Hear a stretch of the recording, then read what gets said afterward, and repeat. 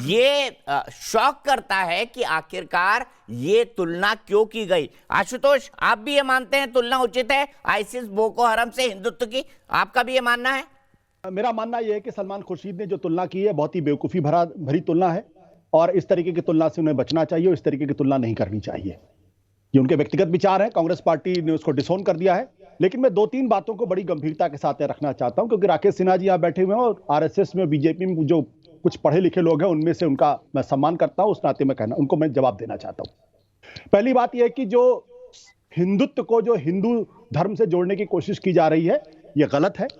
अगर आपने में से किसी ने भी, और मुझे लगता है सिन्हा जी ने भी पढ़ी होगी वो किताब जो हिंदुत्व की सावरकर ने लिखी, उन्होंने साफ तौर पर कहा कि हिंदुत्व और हिंदू में जमीन आसमान का फर्क है, दोनों एक ही चीज नहीं है। तो वो हिंदुत्व एक राजनीतिक विचारधारा है और राजनीतिक विचारधारा को धर्म से जोड़ने का प्रयास नहीं करना चाहिए। मुझे लगता है कि भारतीय जनता पार्टी ये घालमेल करने की कोशिश कर रही है और हिंदुत्व के बहाने बताने की कोशिश कर रही है कि दरअसल पूरे हिंदू धर्म पर यह हमला किया गया है। ये परिभाषा गलत है, और अगर वो सावरकर को मानते हैं तो मुझे लगता है कि उनको इस बात का स्पष्टीकरण करना चाहिए।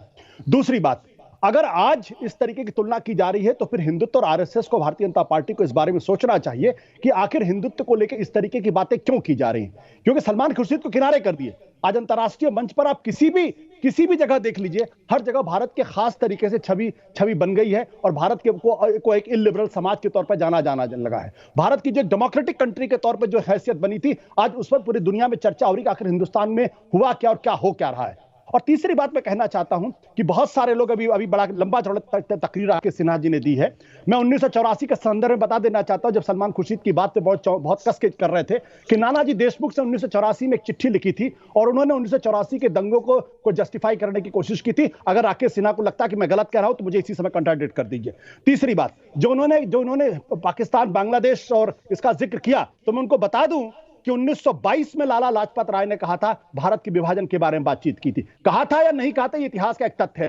तो अगर लाला लाजपत राय ने 1922 में कहा था तो फिर जिन्ना ने अगर 1930 के बाद की, सावरकर टू नेशन थ्योरी की बात की, तो इसको भी इस इतिहास की दृष्टि से समझने की कोशिश करनी चाहिए। और एक बात जो मैं कहना चाहता हूं, मुझे लगता है कि हम लोग अक्सर भारतीय जनता पार्टी और आरएसएस के लोग जो है वो बाबा साहब अंबेडकर को बहुत गले लगाने का प्रयास करते हैं और जबरदस्त तरीके से गले लगाने का प्रयास करते हैं। कभी कभी उनकी किताब जो एनिहिलेशन ऑफ कास्ट, वो भी पढ़ लेनी चाहिए कि आखिर बाबा साहब अंबेडकर ने एनिहिलेशन ऑफ कास्ट की बात क्यों की थी। और उन्होंने कहा था कि हिंदू धर्म को जब तक नष्ट नहीं करोगे क्योंकि उसमें से कास्टिज्म खत्म नहीं हो सकती। मैं एग्जैक्टली वर्बेटिम बाबा साहब को कोट कर रहा हूं। पूरी की पूरी किताब अगर राकेश सिन्हा कहेंगे तो किताब उनको दे दूंगा।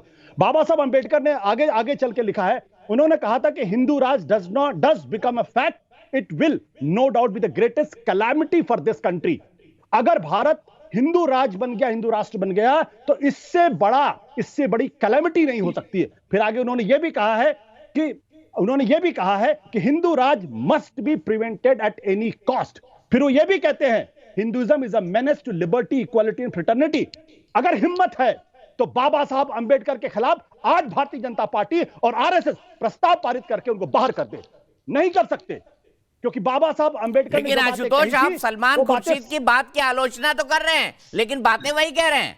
आपने कहा कि बोको हराम और आईसिस से तुलना नहीं की जानी चाहिए, लेकिन वही तुलना आप कर रहे हैं, कहीं दाएं से कहीं बाएं से, कभी किसी को कोट करके कभी किसी को कोट करके।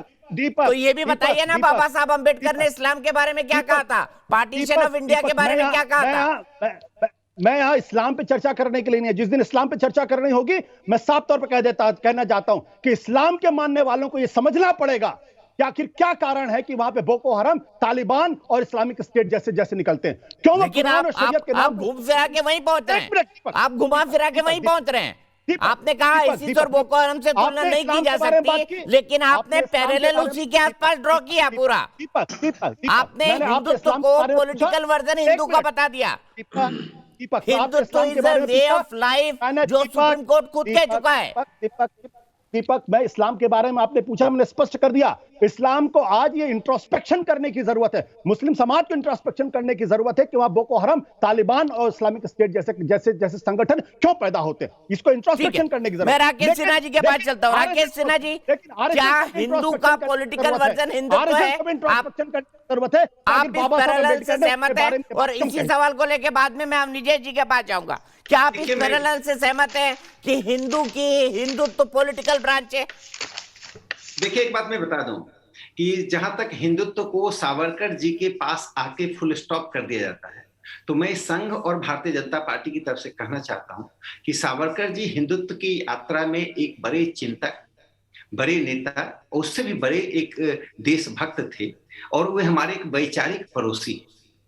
हिंदुत्व ना सावरकर जी शुरू होता है ना सावरकर जी पर रुकता है। हिंदुत्व की धारा किसी भी व्यक्ति, किसी भी पुस्तक, किसी भी लेखनी, किसी भी स्पीच के साथ कॉमा तो लगता है, फुल स्टॉप नहीं लगता है। आशुतोष जी मान लीजिए, मैंने पहले ही कहा कि व्यक्ति के विचारों को हिंदुत्व पर मत थोपिए। वह हिंदुत्व की लंबी यात्रा में, सहयात्रा में एक सहयात्री बनते हैं। उस सहयात्री में कुछ न्यूनताएं होगी, कुछ विशेषताएं होगी, लेकिन हिंदू समाज अपनी गति से बढ़ता है। जो नास्तिक हैं वह भी हिंदू समाज के हिस्से हैं। आप सेंसस रिपोर्ट देख लीजिए। मैं आगे आना चाहता हूं, लेकिन मैं इस बहस को सलमान खुर्शीद पर रखना चाहता हूं।